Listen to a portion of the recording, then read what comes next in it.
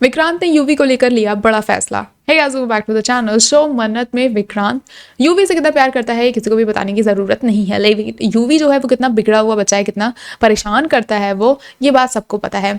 वहीं पे अब हम ये देखेंगे कि यूवी को अचानक से इस बात का सुरूर चढ़ गया है कि उसे शो का फेस बनना है, उसे इस कंपटीशन में पार्टिसिपेट करना है। He also wants to win this show, जिस पे अच्छा ये लगा हमें कि विशाखा आती हैं और रियलिटी चेक देती हुई नजर आती हैं कि भाई तुम्हें लाइटर तक तो जलाना आता नहीं, तुम किचन में कभी गए नहीं हो, तो तुम कैसे कुकिंग कर सकते हो। एंड ऑब्वियसली वो बहुत छोटा है, लड़का है, उसे कुकिंग कहाँ ही कोई सिखाएगा, बट वो उसकी एक जिद है कि उसे इस कॉम्पिटिशन में आना है, इस कॉम्पिटिशन का फेस बनना है।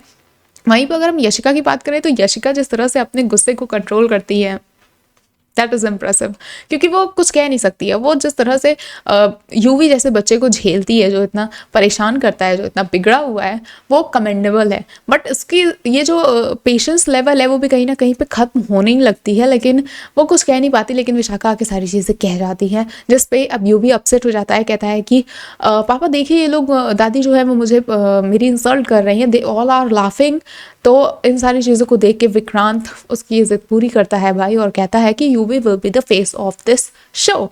तो जैसा कि बहुत पहले ये बातें बता दी गई थी कि यूवी भी इसमें कंपटीशन पार्टिसिपेट करेगा, एंड यशिका हो, मलिका हो, ये लोग चाहेंगे कि उनका ही यूवी जीते, और जो बात है वो घर में ही रहे, घर का ही बंदा विनर बन जाए, घर में ही शो। ये लोग भाई अपने में खेले पड़े हो तुम लोग, लेकिन ऐसा तो होने वाला नहीं है, क्योंकि दुआ के होते हुए, दुआ जो इतनी मेन पर्सन है, टैलेंटेड है, उनके जैसा कुक तो कोई है ही नहीं चाइल्ड शेफ में अगर देखा जाए तो।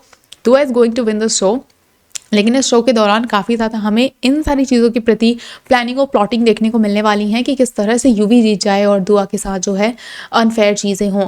लेकिन मन्नत के होते हुए ऐसा कुछ भी नहीं होगा। दुआ जिस हिसाब से जितनी चालाक है, तेज़ है, विक्रांत भी अनबैस्ड है, वो भी ऐसी कोई चीज़ें होने नहीं देगा। और यही तो मज़ा है शो का। मुंबई आ चुकी हैं मन्नत पूरे अपने जो टीम है, दुआ है, बंटी हैं, उनकी माँ है, उनके साथ पूरा घूम रही हैं, फिर रही हैं, उनको मुंबई घुमा रही हैं, खिला पिला रही हैं। लेकिन साथ ही उनकी नज़र पड़ चुकी है ऐश्वर्या राय सिंह पे, और वो ऐश्वर्या राय सिंह को ढूंढने के लिए उसके पीछे जाने लगती है। उसे ऐसा भ्रम होता है, भ्रम नहीं, एक्चुअल में उसे ऐसा लगता है कि भाई उसने देखा है ऐश्वर्या राय सिंह को, और उसको अब ऐश्वर्या राय सिंह को ढूंढना है। उसके लाइफ का यही मोटो होगा कि ऐश्वर्या राय सिंह मिल जाए और उसे उसकी माँ का जो मौत हुआ था, जो श्रुति की मौत हुई थी, उसका बदला उसे उससे लेना है, क्योंकि उसे पता है कि श्रुति की मौत के पीछे कहीं ना कहीं ऐश्वर्या राय सिंह का ही हाथ है।